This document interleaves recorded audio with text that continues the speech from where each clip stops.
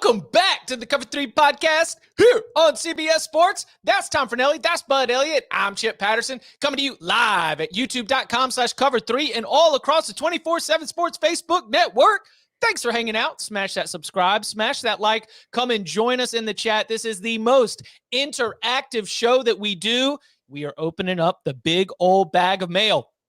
I opened that sucker up last night. I was taking a look through a lot of questions about transfers, some fun proposals, also a little bit of a response to Danny Cannell, who will be joining us in a little bit, to his 8-win bowl eligibility requirement proposal, and a spotlight on Dan Lanning's recruiting operation, how they have been able to maintain success or maybe even build on the success that Mario Cristobal had in Eugene. Of course, we also have headlines coming up. Hey, the Jaden Rashada story just keeps on going. Some conversations, reportedly, according to his father, that are going to take place here on Thursday, and a deadline looming Friday. I will give you all those details in a little bit, as well as some other transfer portal ins and outs that we want to highlight. But we begin with the story that is breaking here on Thursday morning as we join you at 11 a.m. Eastern time, as the Chicago Bears are expected to hire Big Ten Commissioner Kevin Warren as president and CEO.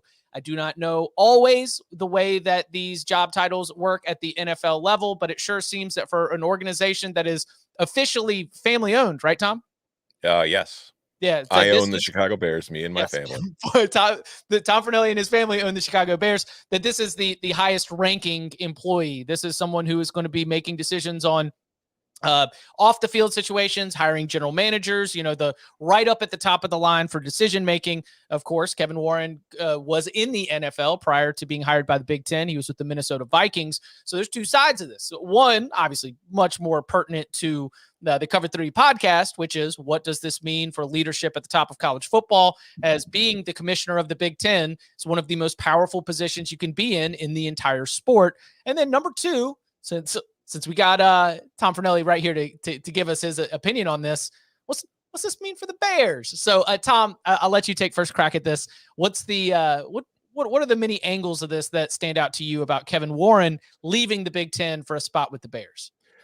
I think it's a surprise in the timing of it, in that I feel like I didn't feel like Kevin Warren was, Jim Delaney was in charge of the Big Ten for a long time. Mm-hmm. I felt like Kevin Warren got off to such a poor start in charge of the conference that he was never really destined to be in the role for a very long time. I didn't think it would be this short, but I also think that maybe Kevin Warren, there's a chance that after running the conference, like, he kind of came in and did what the primary goal was when he was hired. Like, when the Big Ten, when they were replacing Jim Delaney, the TV deal was coming up. The number one goal for the conference at that point was to work out a new TV deal to make sure that it stayed ahead of everybody else financially.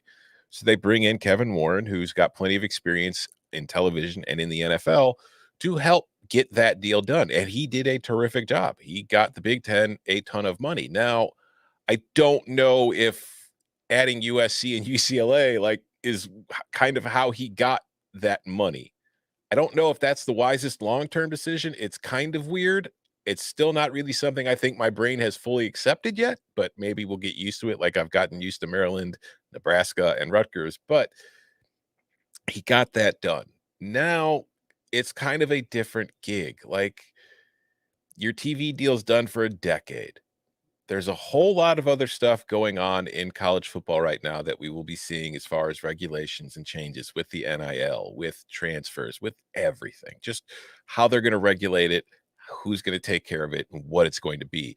That I feel like if you don't have a lot of experience actually in college athletics, maybe it's not something he was all that interested in doing. So maybe when an NFL job kind of came sniffing around, because from the Bears side, like, Kevin Warren was with the Vikings when they built that stadium they're in, that very, very nice stadium.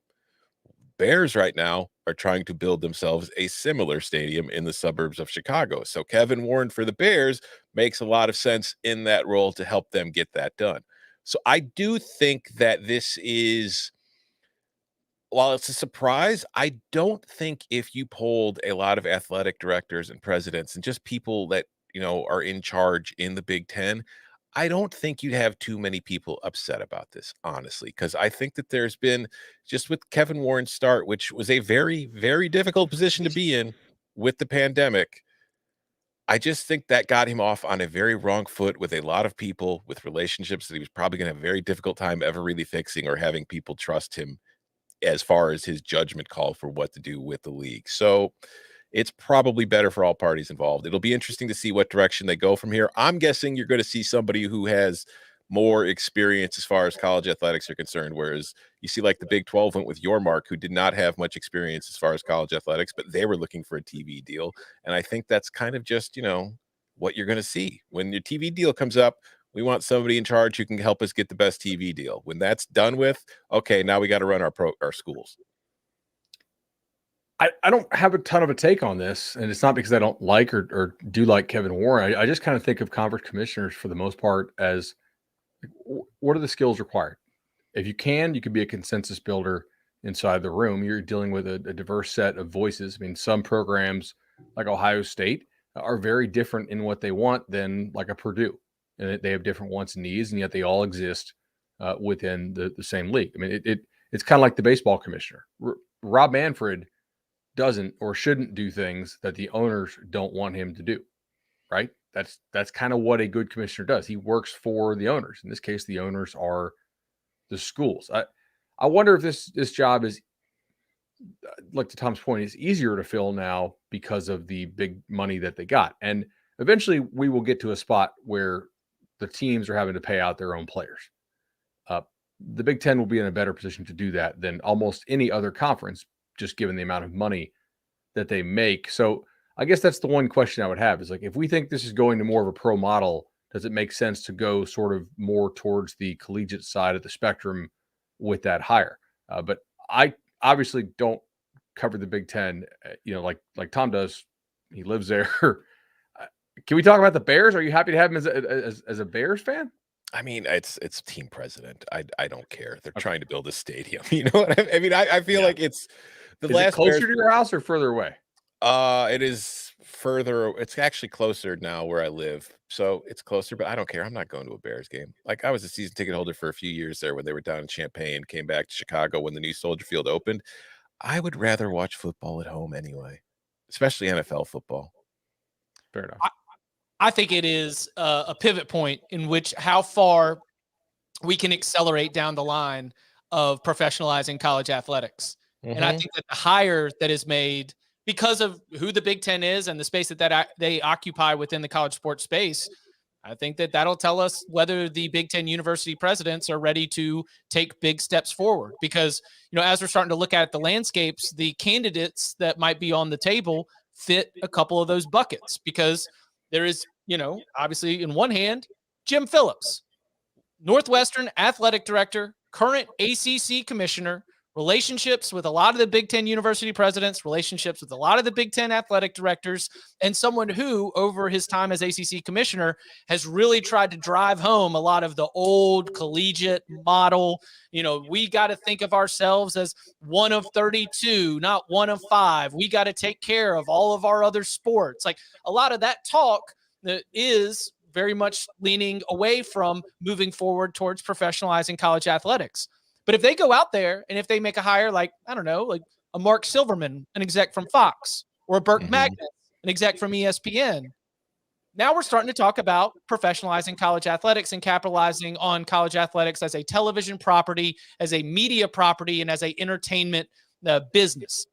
Those sorts of decisions are going to be made by Big Ten university presidents who, I have not relitigated what happened during COVID, but Tom, you make a great point, and I know that that's part of this conversation as well, that Kevin Warren thought he was going to be a leader when he shut everything down, and he thought everybody was going to fall in line. And then, the SEC and the Big 12 are like, no, we're playing these games. We are not going to cancel our entire season. Then Kevin Warren, of course, had to bring the Big 10 back, play a very, very small schedule. It was very disjointed. And while it got Ohio State into the national championship game, it did not net the Big Ten a national championship like a lot of people had thought. He somewhat, in my opinion, salvages his tenure with the new media deal and the addition of UCLA and USC. It's a little bit of a wash, right? You have started a little bit off, not really being able to read the room of the larger college athletics landscape, but you finish it with putting the Big Ten in a position where you are one of the leaders of college athletics moving forward. So if I'm grading the tenure, it was fine. It was a fine tenure. You got some of the biggest goals accomplished. You overcame some early hiccups. But in terms of what this means moving forward, the higher to me tells me how quickly we get to the point where, like it's been suggested, conferences are going to lead the way in the NIL business, that schools won't pay players as much as conferences could enter into NIL deals with all these athletes and be able to pay players. That is one path for us to get to players getting paid out of the big bucket of money that is media rights deals. I think that a hire of Jim Phillips or somebody who's a former athletic director or from the academic side of things, more or less, or the university side, probably means that happens slower. I think a media exec means that we might get a little bit closer to seeing that as a reality. I will say I agree with you on the TV deal kind of washes it out as far as accomplishments in the conference, but I think from based on what I've heard, the decision to postpone, which was then, they started the season, had the short season, it wasn't so much that people in charge disagreed with the decision, although plenty did. It was more that most of them felt like they weren't a part of the decision, which is what put Kevin Warren in kind of a bad spot with a lot of people in charge at the schools he's supposed to be in charge of. So going back to like what Bud was saying, like if you're the commissioner, like in an MLB commissioner role, your job is to keep the owners happy and make sure that they feel involved and like they're part of the process. Right off the bat, he made a lot of people feel like they weren't involved and weren't part of the process, which is kind of what dug him the hole. So I think everybody's very happy with the TV deal, but I don't know that the relationship between him and the people in charge was ever really going to fully heal. On the Phillips point, and I'm the guy whose AirPods won't connect today, so if we had the echo for like the last 2 minutes, I apologize. I didn't hit mute when I wasn't talking. I think Phillips, I'd be interested to see how he would act if he has cards to play, right? In the ACC, I think it's very clear, like his main thing is keep Florida State, Clemson, and God, hopefully not the Carolinas from leaving this league and try to placate them somehow, like if you do feel like they have leverage to get out. Because I definitely think they want out.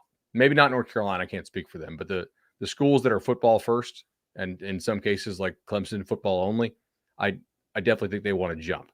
So the ACC doesn't have a lot of money and cards to play. So Delaney is, not Delaney, Phillips is sort of limited as to what he can say. So he kind of leans into the things that are non-financial, collegiate model, making everybody happy with lacrosse and all these other sports that nobody watches, but a lot of schools, support.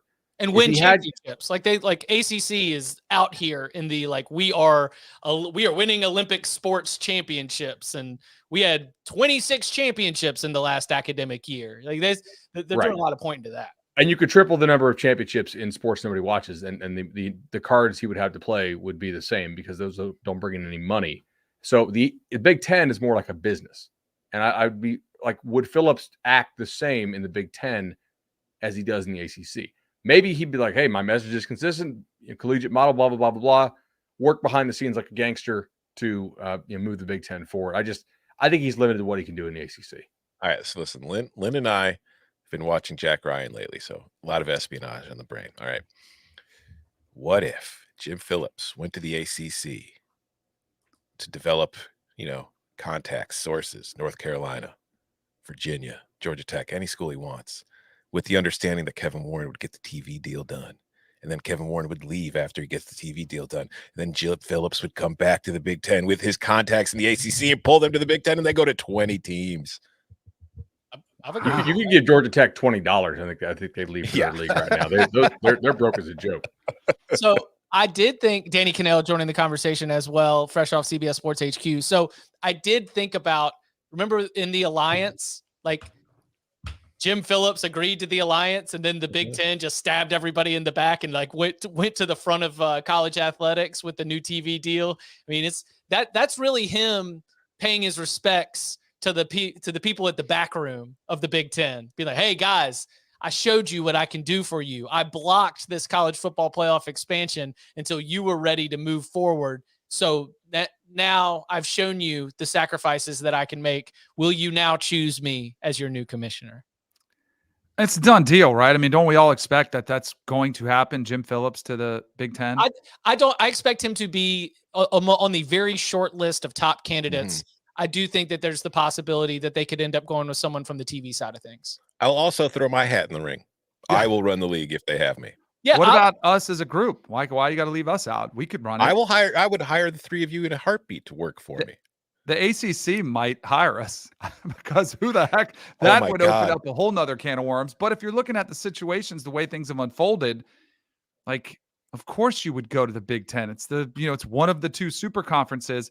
Being in LA, being around some, football people on that side, the only question was, Jim Phillips, what does he do then with the Big Ten? If everything's already in place and you've got some of these situations that could unfold that aren't going to be too pleasant, do you try to stay at the ACC and put your stamp on the ACC with more upside of your legacy and what you could bring to the conference? Does that make sense? I think that it's kind of nice that you don't have to deal with the media rights negotiation and all you have to do is keep university presidents happy. Like that's where Jim Phillips makes a lot of money. Yeah. That's where Jim Phillips is like, I can do this. Like if I was Jim Phillips, I would sell myself like, you don't need someone to, really go through and Svengali everybody in conference realignment. You don't need somebody to go play hardball because you've got this media rights deal built out for the next little bit. All you need to do is just keep all the university presidents in line, and I'm better suited for that than most of the other candidates on this list. Let's see. We mentioned it at the top of the show. Very, very important conversations going on right now between Jaden Rashada's family and representatives of the University of Florida or the University of Florida or people around the program. We'll see, because his father has said he has not filed a request for a release from his national letter of intent, as it was rumored or maybe even reported at one point on Wednesday. Harlan Rashada telling 24/7 Sports Brandon Huffman he is still signed with Florida. He hasn't enrolled yet. He's currently in California. We're having a conversation with Florida, and that conversation's happening today. We're in constant talks with Florida.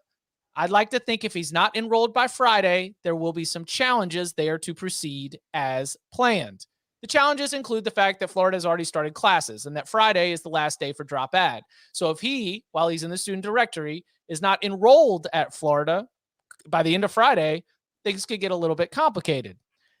Harlan Rashada says, we are working through some things right now with Florida and are hoping they get resolved soon. So I will revisit the question posed at the end of the last episode on Wednesday. Do you think that Jaden Rashada, the number 6 quarterback nationally in his class, the number 6 prospect from the state of California, and a top 30 player in the 2023 class, but I'll let you get first crack at this. Do you think Jaden Rashada is going to end up playing for the Florida Gators in 2023? No, I'm about 24 hours later. I've flipped for this. I think that thing is not going to happen. So our Swamp 24/7 site, Jacob Rudner, we said yesterday, read his report. This has nothing to do with transcripts. It's entirely about an NIL grievance. And the Orlando Sentinel, Edgar Thompson, reported that it was over a $13 million NIL package that has collapsed. This is the natural consequence of teams not wanting to make players employees, and thus they still have market value, so you have to rely on third parties to do your pseudo payroll. This is not just the Gators, it's everybody out there. It's kind of an issue we have in this sport. If the schools and coaches want to keep all the money for themselves, yet the players still derive value, other people who have interest in the team winning will provide them with said value, but you lack control over those third parties if you're at the school sometimes. So that is a bit of an issue here. Okay. If you want a tea leaves read thing here, right? If you're Florida, how confident are you that all this went down in a clean manner?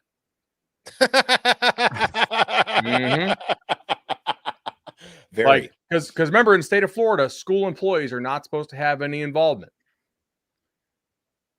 I think a couple goals that I would have if I was the school, and a couple goals that I would have if I was Rashada. If I'm Rashada, I'm ticked, right? Mm-hmm. Like, first of all, I don't know if I believe the $13 million thing. Like, it's the Orlando Sentinel. It's a reputable newspaper.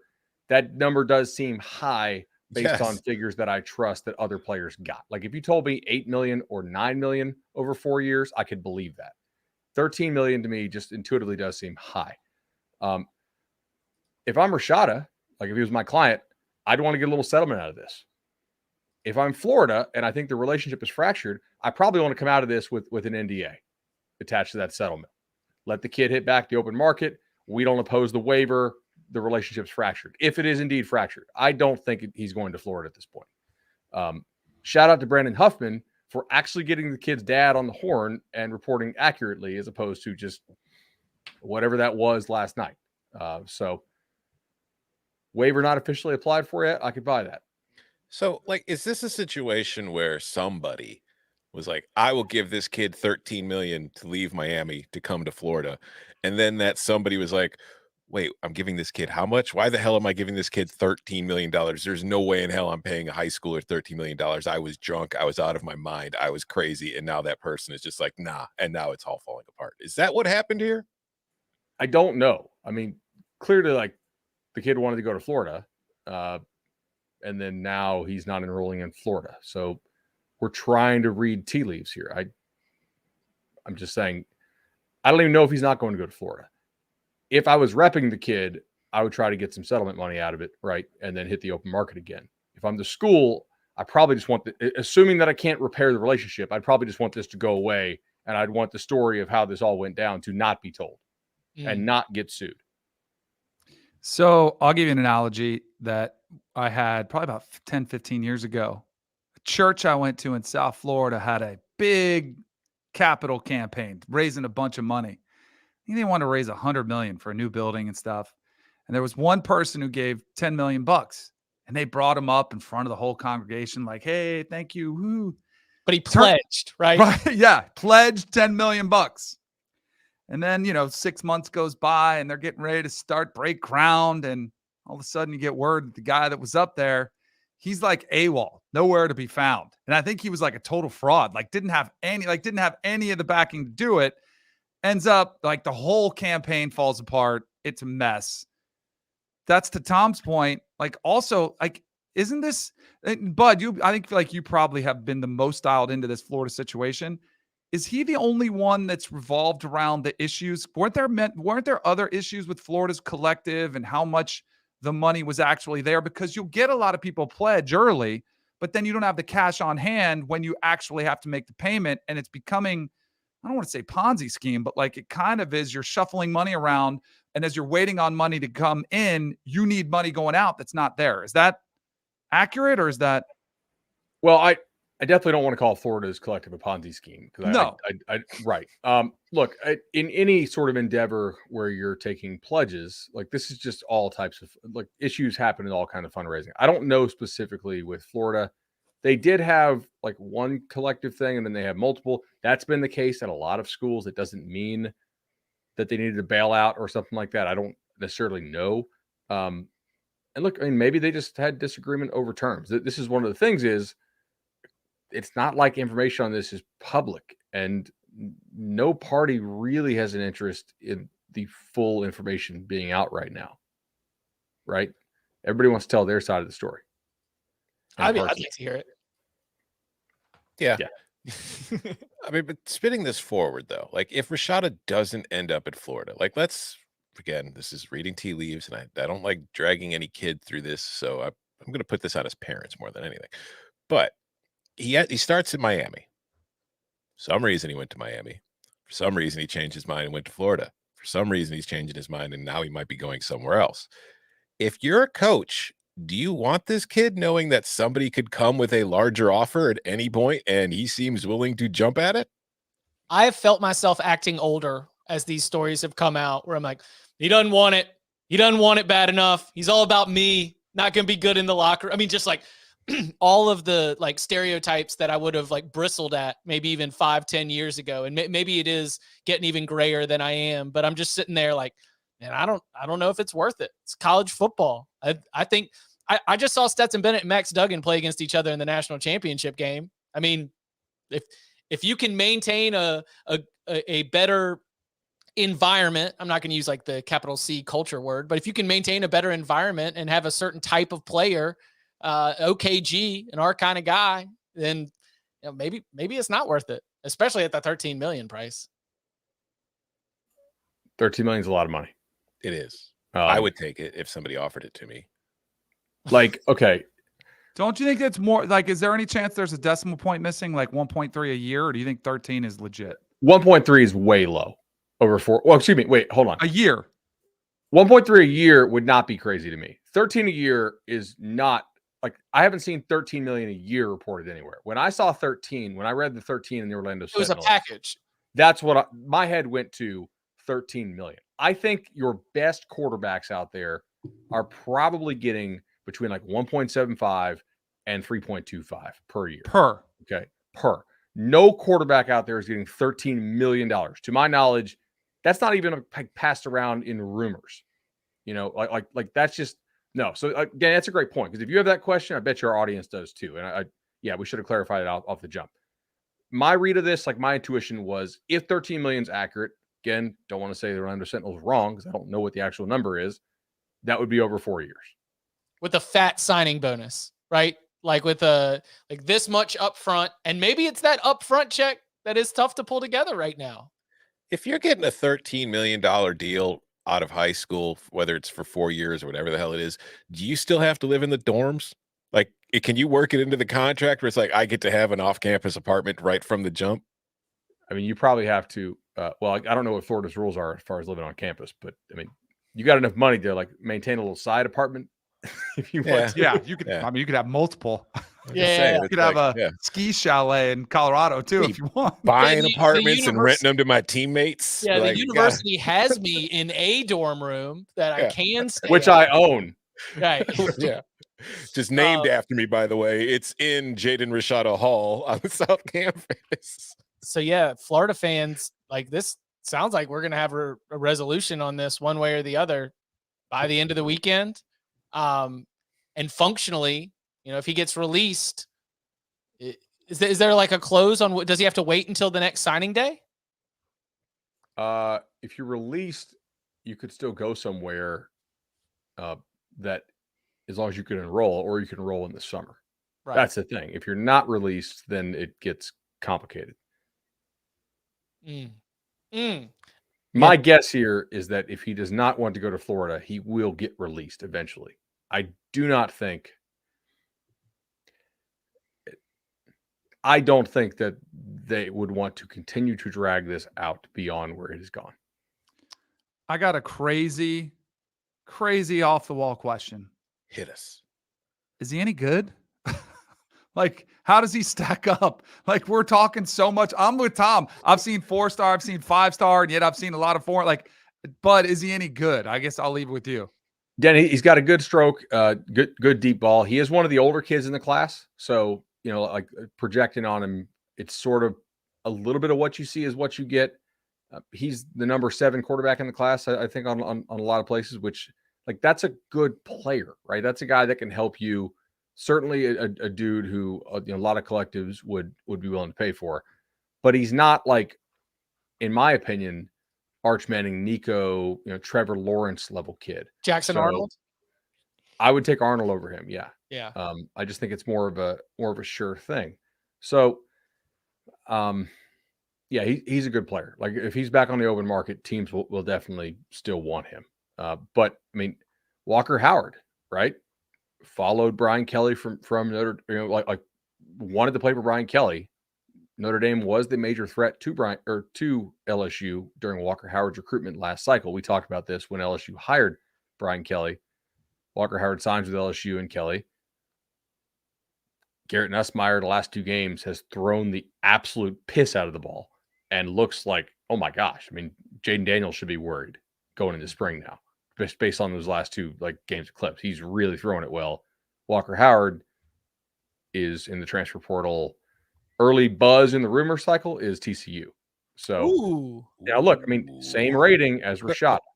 Even though they're highly rated, doesn't always mean they work out. Are the odds better that you work out if you're highly rated? Yeah, in general. We're not perfect, but we, like, the 5 stars hit at a much higher rate than the 3 stars do. Walker Howard into the transfer portal. Again, we still have 6 more days in this transfer portal window for him to be able to land at a new school. Got to think that if TCU's in the mix, they're on the phone trying to pull that together here pretty quickly. One more transfer portal note that stood out to me: Jordan Burch, extremely talented edge rusher, part of that notable exodus of talent from the South Carolina football program. He has committed to Oregon. We talked about Burch a lot. Does this sort of just fall in? And we're going to talk about Dan Lanning here in the big old bag of mail, so we can save some of that if needed. But what is Oregon getting in Burch, and what is the expectation in terms of how he fits into Oregon's defense next year? They're getting a really talented player who has flashed at times. I mean, a former 5-star kid, was a big-time recruiting battle, one that Will Muschamp won, and they beat out, I think it was like Georgia and Florida and some other schools for Clemson a little bit down the stretch. Apologies if I misremember the exact timeline on this. It was 3 cycles ago. But a guy who I think still has a long way to go to reach his potential. And if you're Oregon, look, God just doesn't place a lot of these big body athletes out west. So if you're going to have success at Oregon, you have to go east and south to find the big body dudes that you need to win at the high level. Oregon also plucked AJ Cornelius, one of the top rated offensive tackles in the transfer portal from Rhode Island. So I think it's a nice get for Oregon. They need these big body guys up front if Dan Lanning is going to have success. And I will say, in defense of Shane Beamer, yes, South Carolina is getting rated in the transfer portal this year, especially on the defensive side of the ball. And they're probably not going to be as good next year as they were this year. But I think the vast majority of the guys who have left South Carolina have been Muschamp guys that Will signed. So maybe, I don't think it's an indictment on the culture that he's trying to instill with the guys that he has signed. Maybe his culture just didn't always take with the guys who were left over from Muschamp.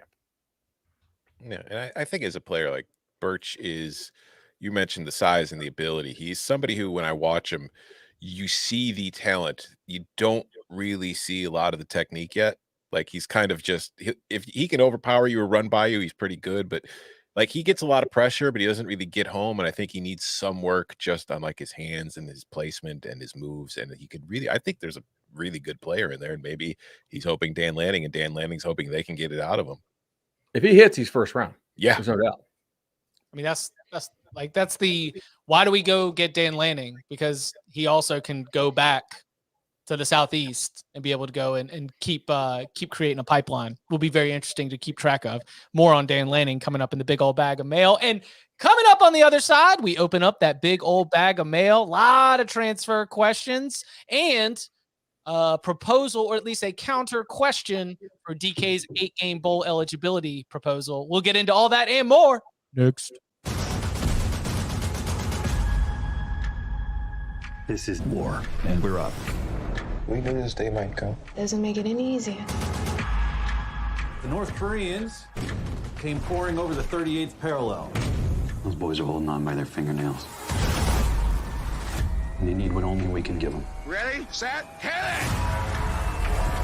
We're gonna give them hell. Devotion, rated PG-13, now streaming on Paramount Plus. Back here on the Cover 3 podcast, a reminder, the best way to get a question into the big old bag of mail is to go and leave us a 5-star review. And in that review, put your question. We're going to be hitting the mailbag a lot here in the offseason. It's a chance for us to catch our breath, do deep dives on some of the topics that are burning in y'all's minds. And it's always fun to get a little interactive. This first question comes from Daniel. Daniel says, the only podcast I have on auto download, I do my best to never miss a Saturday Night Live show or a Locks pod. I had a random thought that I would like to get your opinion on in the big old bag of mail. Did Cade McNamara jump in the portal too soon? I'll explain my thoughts on the situation. If Cade wasn't already committed to Iowa, or could it possibly have been a Tua coming in for Jalen Hurts in the national championship game situation? What if Cade was on the bench and available to come in, maybe at half, but definitely probably after the second pick 6? Then he goes on to say, imagine all the NIL money or draft stock left on the table if he would have led the team to victory against TCU and, for the sake of the argument, beats Georgia on Monday night. Nah, he doing that. Now I know it might be a bad example because Cade did get injured. But what is something to think about for kids who are in a quarterback battle at fall camp, and definitely it lingers into the season? P.S. Please edit down and pare down if needed for the mailbag question, but I would really like to hear y'all's opinion on this. So yeah, he noted it, and when I passed along the topic to y'all, I said we have to operate in a fictional world where he doesn't suffer a knee injury that later requires season-ending surgery in the UConn game, because he wasn't available. His transfer is built around the world where he's focused on rehab. So if he's not hurt, and if he is available on the bench, could you have seen a Cade McNamara to a Jalen Hurts situation? You could have seen McCarthy benched, possibly, yes. Would you have seen a comeback? I doubt it. I mean, I think J.J. McCarthy won this job for a reason. J.J. McCarthy, the coaching staff felt, was the better player for what they want to do on offense. And I think Cade McNamara, when you look at how he played it when he was the starter at Michigan, was good on the short stuff, was pretty good on the long stuff, the deep stuff, like not great, but above average. It was the intermediate stuff that he really struggled with. That's what McCarthy was much better with than McNamara was. So maybe switching it up kind of just changes the momentum, the juice, whatever you want to call it, gets things revitalized and they can get a few plays and they get back into the game. But if you wait till after the second pick six, I don't know what changes, because it's not like Michigan's defense was having a terrific day and stopping TCU and getting them the ball back with a bunch of chances to win. They weren't really playing well on either side of the ball in that game. It's not like it was just one player who cost them the game. So no, I disagree with the premise. Would he want to go in to the game and burn his red shirt? Wasn't he already out? Like trying to think here. Was he already? Yeah, he was under 4. So this would have been his 5th, or this would have been his 4th. So he did have one to burn. Mm-hmm. Okay. Didn't they put in that rule too, like right before bowl season, that kind of flew under the radar, that bowls would not count as a game against your eligibility? Yeah, right. I get what he's saying. I think a better example, like if you want to make the case for guys to stick around and see things through, don't look further than Max Duggan, who lost the starting job to Chandler Morris. Chandler Morris gets hurt, he gets thrown back in there, and the rest is history. He played himself into probably getting drafted this season. But as far as sliding doors, would he have been able to come in? I mean, we are talking about 2 starting NFL quarterbacks that were sharing the same room, mm-hmm. as opposed to J.J. McCarthy, who might be an NFL quarterback one day, and Cade McNamara. It's a little bit of a different situation as well. I almost felt like Harbaugh had, by making the switch and going with McCarthy, you kind of probably would have gotten a longer leash. Like, he's the guy. I don't want to create any kind of tension. I don't want to go back. I'm sticking behind him. I just think I don't think he would have benched him in that situation. It was, if you go back to the Jalen Hurts Tua thing, it was awful. They had 3 points on the board. Like, mm-hmm. It was, I thought it was ugly. Nothing. Wasn't it 13? It might have been 0. Yeah. But they were not moving the ball at all. He was the problem. Like, it was an issue. And I get pick sixes are not good, but he also, if that touchdown gets called a touchdown, the one they reviewed, it's a very different game. Yeah. He transfers, right? If you bench him, like if you're McCarthy, you told me it's my job. You're gonna let me work through it. If you bench me in that spot, I'm leaving you. I'm not gonna trust Jim Harbaugh anymore. I'm like, I know I can get $1 million plus on the open market as a really talented quarterback transfer. Peace. If you bench me there, I don't know, because he knows the McNamara won't be back next year. But you know what Cade McNamara really could have done to help Michigan in that game? Could have been on the sideline in the last few minutes, went up behind Jim Harbaugh, tapped him on the back of the shoulder and said, "Coach, we have 3 timeouts. We could start using them at any point. We don't have to wait until there's a minute left in the game." Yeah, those timeouts, just kind of lost how terrible Harbaugh was with the time management at the end of that game. 7th storyline from that game, but still, you could argue just as significant. All right, this next question comes from username America Needs Farmers. Tight. Iowa fan. Iowa. Let's go Hawkeyes. Yep. Hashtag A&F. Fun listen, lots of knowledge and experience between Chip, Danny, Bud, and Tom. Very informative, but I also love the back and forth banter and the humor they bring. I feel like I'm having a college football convo with my buddies. With many kids in the portal these days, do you think it would make sense in the middle of December to have some sort of college combine so the coaches could get a look and talk to players rather than chase them down or kids posting their practice clips on social media? A college combine for transfers in the middle of December. I'm just going to start off by saying, like, I'm in. Why does it have to be middle of December? If we want to own the calendar, wouldn't it be like right after spring football when they're kind of in spring shape? Then we can own a little more of the calendar. Or do we do it like like during the Senior Bowl, maybe like try to steal some of the NFL eyeballs, or just do it during the combine? Like, why not have a NFL combine and a college combine? Because I do think it would be important to have it before. Well, you got school. That's the only problem. Yeah, we got to do it before the semester. That's the thing. It's like it needs to be class. It does need to be in December. Yes. If we do kill off the bowls, then yeah, we do need this. We need this. Bowl season daily. If bowl season daily is going away, give us a college transfer combine. We need to be able to do this.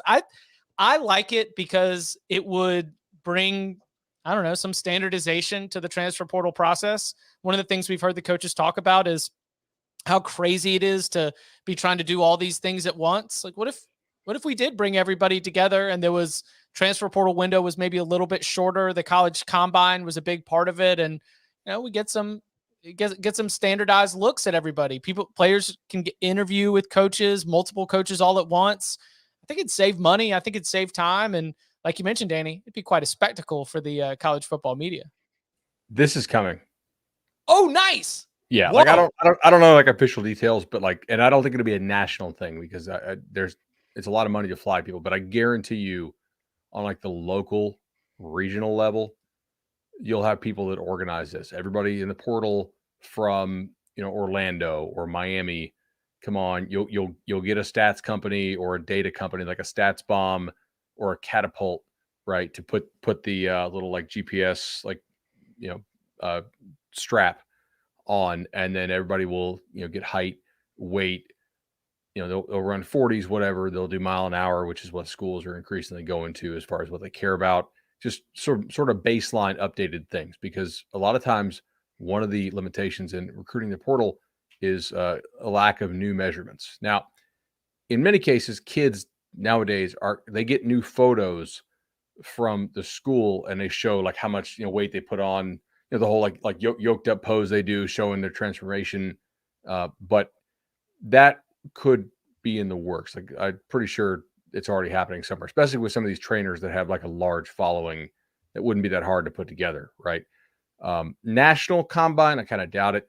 Also, I wonder if eventually teams end up sharing their data as far as because a lot of these guys wear these trackers in practice, and I wonder if that's not just packaged and sold as a product. Hey, if this kid enters the portal, here's the data that he accumulated on his GPS tracker at the prior school. Who was the lineman that was trending during bowl season? The guy, redheaded kid, and they had him like as a freshman, and then they had him as a senior, and he put on 50 pounds, but he also lost 4 teeth. Wasn't it his hair was much longer? Do you remember that guy? Wasn't it South Dakota State from the? Yeah, I thought it was one of the, but then I was like, why wasn't it? It was probably during the playoffs. Yeah, I think it was the early round of the playoffs. Yeah, recruit that guy. Yeah. That guy's beefed up and seen some things. All right. I like the idea that, and Bud, you're probably right. It's probably not going to be national. It's probably not going to be sponsored, but in the same way, let me guess, the DNA is in satellite camps, right? Where we're going to sit there and all of these coaches and all of these prospects from this regional area are all going to be coming. And that's going to be your opportunity to create some sort of scouting type situation. North Dakota State, says the chat. But all right, next question comes from Sports Ball Armchair Expert. This pod is great.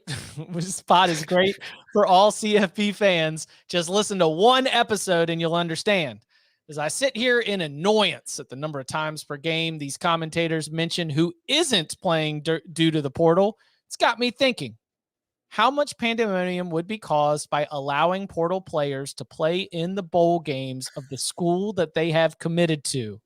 May see some late cuts and portal additions to the 4-team playoffs, I suppose. We're talking transfer deadline. We're talking being able to bring in someone as an instant impact right away. Are we in? Do we like this? So like a one game.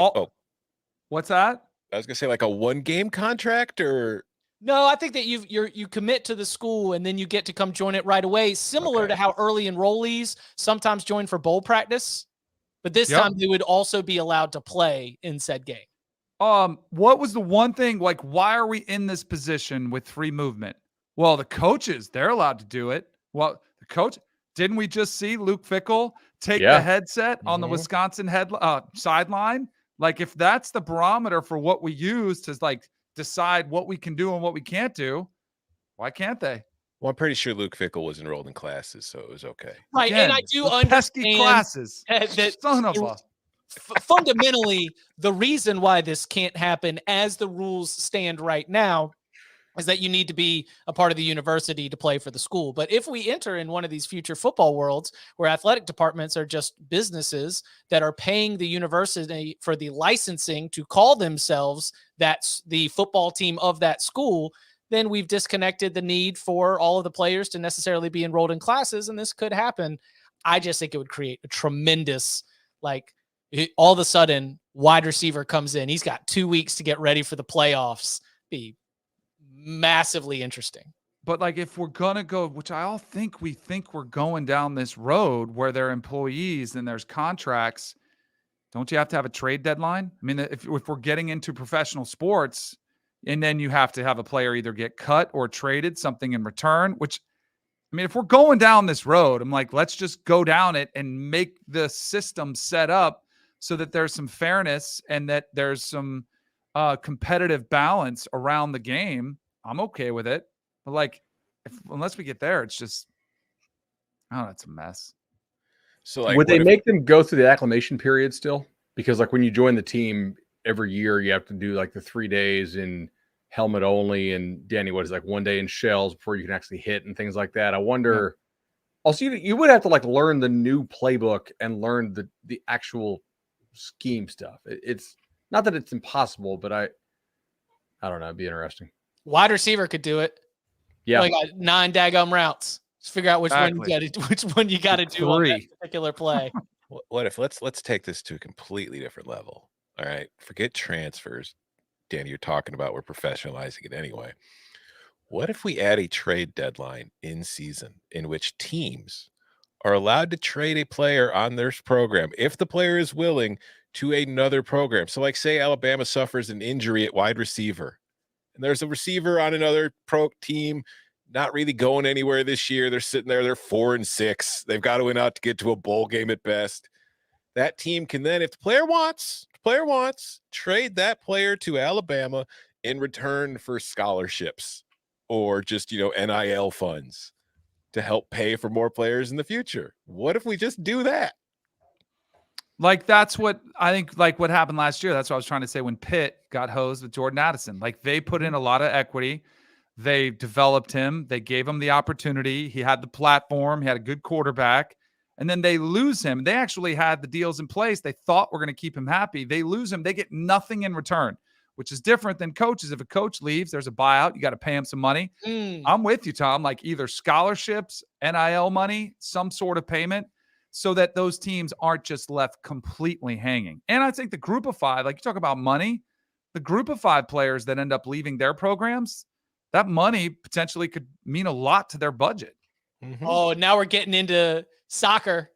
Nothing's better for a mid-tier team than one of those Premier League clubs coming around and sniffing at your player. You can just send him on and then go and invest in a bunch of other projects along the way. DDB asks in the comments, what about transferring credits? In this crazy scenario, we are no longer schools. The athletic departments. The athletic departments are franchises that are paying the universities in order to call themselves Oregon or whoever. Shout out to DJ Tut CLT in the chat. CLT, that's Charlotte, right, Chip? He's listening to us in the concrete truck, and he wants more master volume on this StreamYard. I'm not really sure we have control. Like, I don't know if we can collectively make it, but like, shout out the concrete truck. Is he watching us in the concrete truck? Cement mixer round and round, he spins his big drum. Cement mixer round and round, pours concrete by the ton. All right. Jimmy. The two guys on this show, that Chip, song you is have young different right now. children. Yeah. And I live near a concrete mixing plant. So, I mean, just endless entertainment. Oh, that's where the bodies are. You could never make me commissioner. You can hire me to work on your staff. You can't make me commissioner. Jimmy says, love the podcast. 10 out of 10 every time. Y'all in pick 6 make my bike ride commute in the cold easy.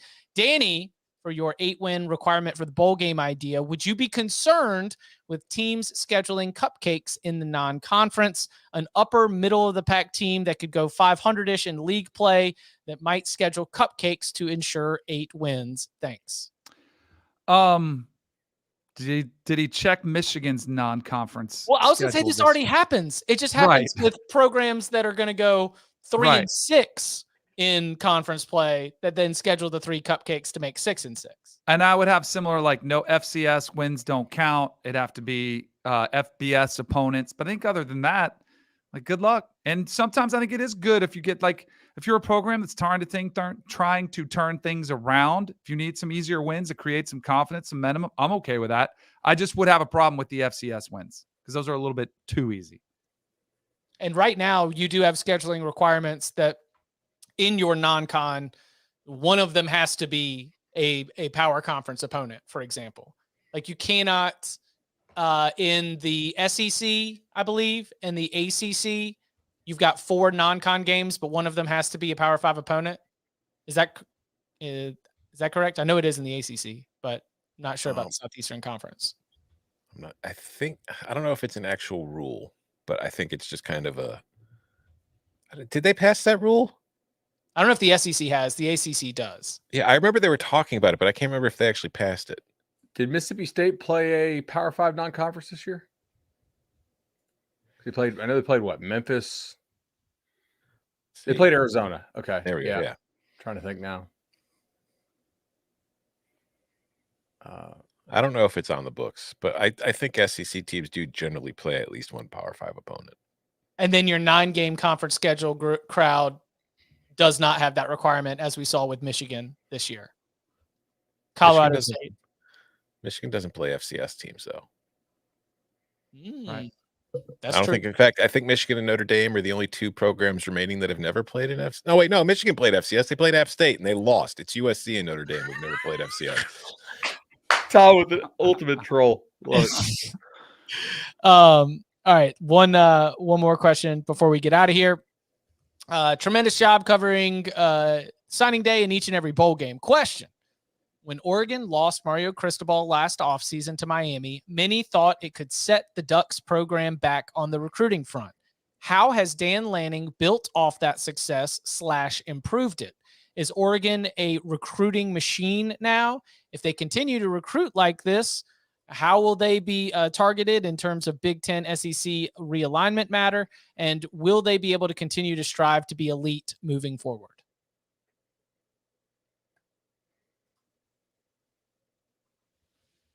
I'll say, yeah, I'll bite. Like, they've got resources. They've got, I mean, the only thing that's really a struggle for them is regionally where they're located, but they haven't had that much of a problem going in. I think, I'm curious, do you guys know, have they had many top 3 classes historically ever? No. I didn't think so. But, like, they could get into the top 7 or 8, right? Like, and I think that's where Dan Lanning could take them. Yeah, you go ahead, bud. I mean, are we sure that Oregon isn't cool with just staying in the Pac-12 and making the playoff? I mean, in the new Pac-12, given Oregon's spending, you figure what, like 5% of the time somebody other than Oregon, Utah, Washington will win the Pac-12. It's about 95% of the time it's going to be one of those 3, just based on who prioritizes football and who doesn't. I mean, you're going to the playoff not every other year, but 2 or 3 times in a 5-year span, probably. That's not the worst thing to stay and consistently grab the playoff bid. And if you do so, maybe you can leverage something from the Pac-12 that says, hey, here's a larger share of that playoff, or like, hey, if you make the playoff, kind of make it take it type setup. I don't know. Yeah, the way the NCAA tournament does with units, where like Mhm. you're able to get the money and then be able to pay it out. It will be interesting to see that. I think that in the same way the college football playoff expansion slowed the consolidation of conferences and us powering ahead to this 32 teams, 2 conference mega world. I think that you're probably right, Bud, and that Oregon, in terms of as it continues to build its success, would rather put trophies in the case than be 4th or 5th, in the Big Ten. I think in terms of the recruiting front, the hire of Dan Lanning is what has allowed that group to not miss a beat. Dan Lanning, obviously very successful, the leading defenses, but also as part of that recruiting operation at Georgia, which is one of the best staffs in the world at this whole talent acquisition business. And so for him, that he's so young, 36 years old. He's so young. We got a long runway that we've got right now with the Dan Lanning Oregon experience. He's got a real chance to build something special. And if you are, as Bud mentioned, making it to the playoff every other year, then you're going to have the kind of eyeballs on you to continue to broadcast the opportunities that are going to be there for future Oregon Ducks. So I think it's a recruiting machine, and I think that it's got a really good outlook moving forward. Yeah. Landon in the chat says Oregon is taking the Gonzaga college basketball route and calling the rest of the Pac-12 the West Coast Conference is disrespectful. That's disrespectful to Jonathan Smith. That's disrespectful. I will not stand for it. That's disrespectful to Jed Fish. His teams play hard. Did you guys see Sankey's comments about like why he was all of a sudden in favor of playoff expansion? I think it was an Athletic article, maybe Auerbach or Staples. I forgot who, so apologies if any of y'all are watching this. He started to talk about how he worries about the regionality of the sport. Yeah, he said it's messed up that a team from the West Coast did not make the playoff for X number of years. Yeah, and for 17 years now, a team west of Mississippi has not won the national title. If you watch the All-Star game over the weekend, the high school, East team much better than the West team. Like West team had a better kicker though. Yeah. Oh, A&M's punter, by the way, is a stud. Like, I mean, there's no 5-star punters, but that kid can really boom it. I do kind of worry about that, right? Just the amount of talent out west at the high school level dwindling over time, and what that does for the sport. I think that is a legitimate concern, but I also think the regionality aspect to it is like, if you look at who's won national titles, what was it, like 17 of the last 18 are Southeast, right? I think that area of the country cares a lot more about winning a national title than the other regions of the country do. Like, I don't think Pac-12 teams winning a national title is, like, outside of USC, I don't think it's that important. Outside of the Big Ten, outside of Ohio State, I don't think it's the most important thing. Outside of television companies in the Northeast, I don't think national titles are the most important things. It's just, I don't know. So I feel I agree with Sankey that you don't want the sport to become too regionalized, but at the same time, the sport always has been regionalized.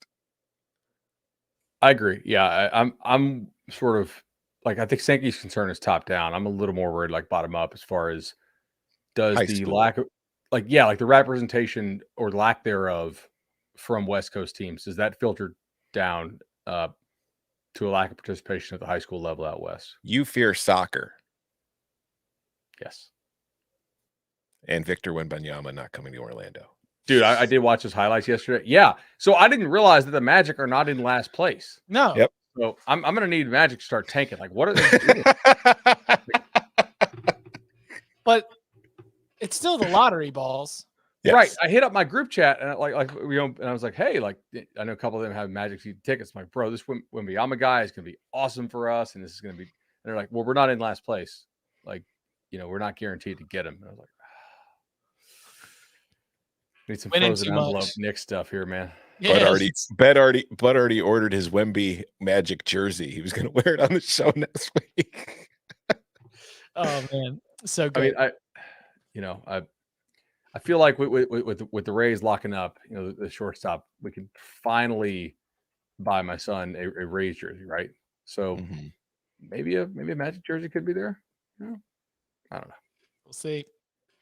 We will be back next Monday, 11 a.m. Eastern time, unless Jim Harbaugh leaves to go to the NFL before then. We'll see. Jim? No, we'll be back on Tuesday or Wednesday. We'll see. Monday is a holiday. We hope everyone enjoys your holiday weekend. And let's see. Hey, did y'all see the headline? Sorry, I mean, this is very into the show stuff. So I was looking at a headline of a national site. It was not ours. And the headline tease was former Stanford coach interviewing with the Broncos. No. Not that former Stanford coach who's currently at Michigan. The former Stanford coach that's out now, David Shaw.